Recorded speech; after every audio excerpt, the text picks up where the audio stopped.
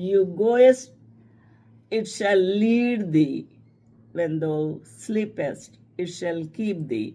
And when thou awakest, it shall talk with thee. ఎంత సంతోషంగా ఉందండి. ఆజ్ఞ దీపంగా ఉంటుంది. ఆ ఉపదేశము నీకు వెలుగుగా ఉంటుంది. త్రోవకు ఉపదేశం వెలుగుగా ఉండును.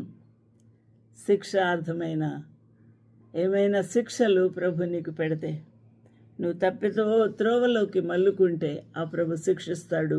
ఆ శిక్షార్థమైన గద్దింపులు నీకు జీవ మార్గములు. హల్లెలూయా. అందువల్ల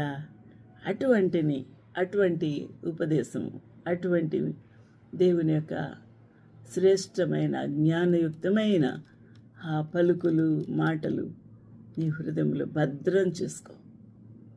వాటిని మెడ చుట్టూ అలంకరించుకో అని ప్రభు మనకు హెచ్చరిక చేస్తున్నాడు.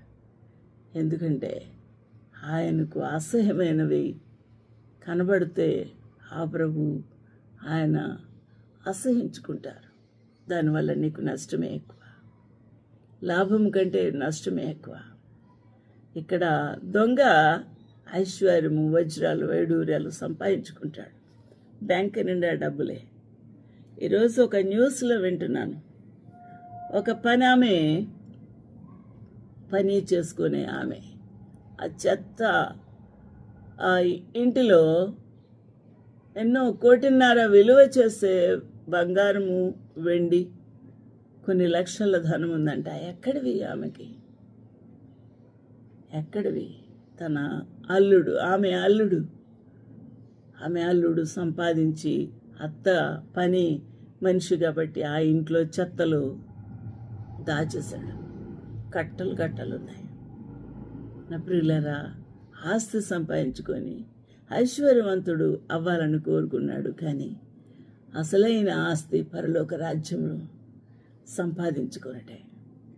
పరలోక రాజ్యంలో నీకు జీవము, అక్కడ మహిమ, అక్కడ ఉన్నతమైన దేవుని యొక్క సన్నిధిలో సదాకాలము జీవించే గొప్ప భాగ్యము.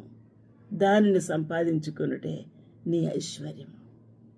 జ్ఞాపకం చేసుకో. ఈ లోకంలో ఎంత సంపాదించినా అది కాటికే, మట్టయిపోవలసిందే. అది క్షయమైన సంపాదన. ఏ మనిషి అయినా సరే దొంగగా ఐశ్వర్యవంతుడు వలన, అబద్ధ సాక్ష్యాల ద్వారా, లంచగొండితనాల ద్వారా, కబ్జా ద్వారా